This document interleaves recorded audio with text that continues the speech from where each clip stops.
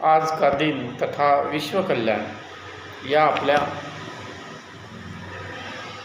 YouTube चॅनलमध्ये आपल्या सर्वांचं हार्दिक हार्दिक स्वागत. आपण हरिपाठाची सेवा करीत आहोत. अभंग क्रमांक 11. हरि उच्चारणी अनंत पापराशी, जातील तयासी क्षण मात्रे.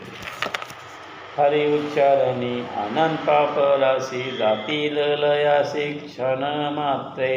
तृण अग्नी मेळे समरस झाले, तृण अग्नी मेळे समरस झाले. तैसे नाम गेले जपता हरी, हरि उच्चारणी मंत्र हा आगाध. पळे भूत बाधा येणे याचे, ज्ञानदेव म्हणे हरी माझा समर्थ. न करवे अर्थ उपनिषेधा.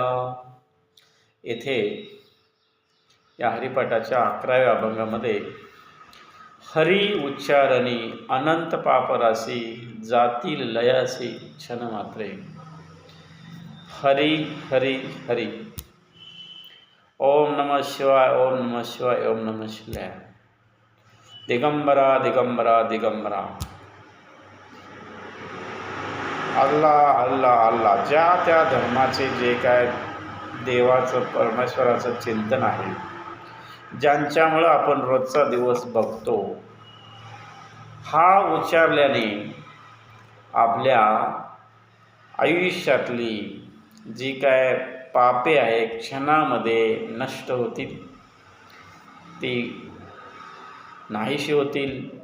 आणि म्हणून हरीच्या उच्चारानं अनंत अशा पापराशी नष्ट होतील.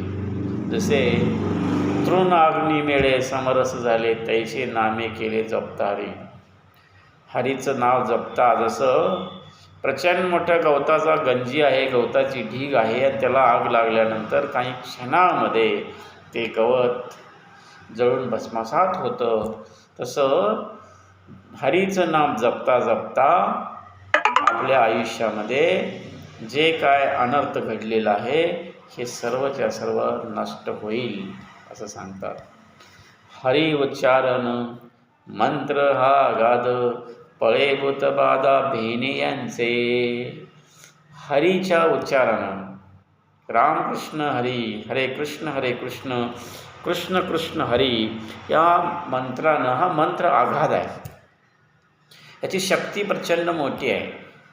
आणि ह्या प्रचंड मोठ्या शक्तीचं रूपांतर हा मंत्र मोठा आघात असल्यामुळं, त्यामुळं भूतबाधा जी आहे ही पळतील. याच्यामुळं भूतबाधा म्हणजे काय, की माणसाच्या मनामध्ये वाईट विचार, कुसंगती, इतरांच्या बाबत असणारी जलन, ईर्ष्या, दुसऱ्याच्या बाबतीत असणारी जेलसी, दुसऱ्याच्या बाबतीत प्रगती होत असताना आपल्याला न पाहणं, स्पर्धा, चुकीच्याच पद्धतीची स्पर्धा, हे सगळं ज्या मनामधले ज्या भूतबाधा आहेत त्या हरी उच्चारणानं नष्ट होतील.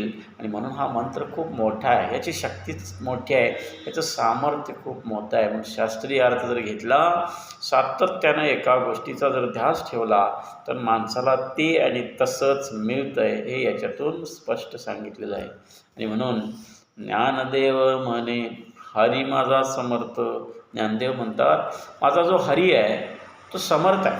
कशाला समर्थ आहे, न करवे अर्थ उपनिषेधा.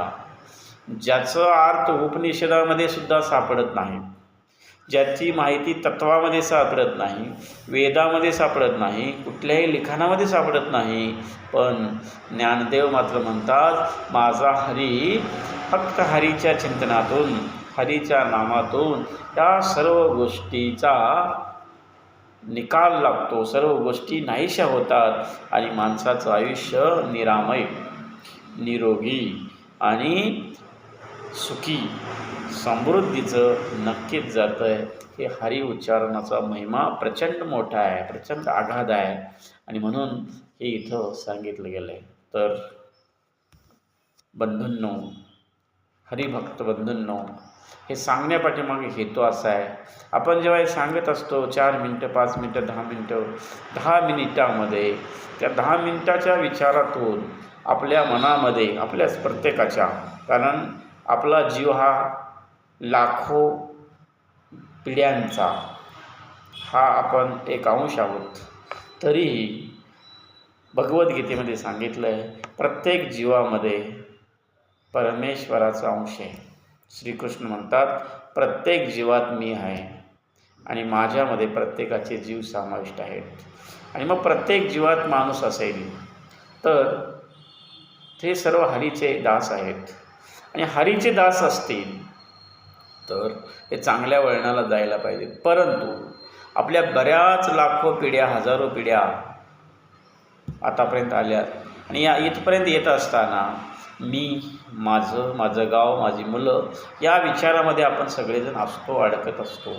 पण ह्या हरिपाठाच्या सेवेमुळे किमान तेवढा काळ तरीसुद्धा मी स्वतः त्या विचारापासून अलिप्त होतो आणि म्हणून हरिपाठची सेवा करत असताना बऱ्याच आपल्याच मनामध्ये सुद्धा ते जे काय असूया असतात, स्वार्थी हेतू असते, ते तेवढ्या काळ नष्ट होते.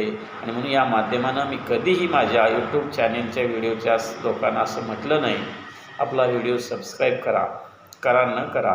पण एक विनंती अशी की प्रत्येक व्यक्तीला मला हा व्हिडिओ पाठवणं शक्य होत नाही, खूप वेळ त्याच्यासाठी निघून जातो. आणि मग विनंती आहे आपण हा व्हिडिओ जरूर पहा.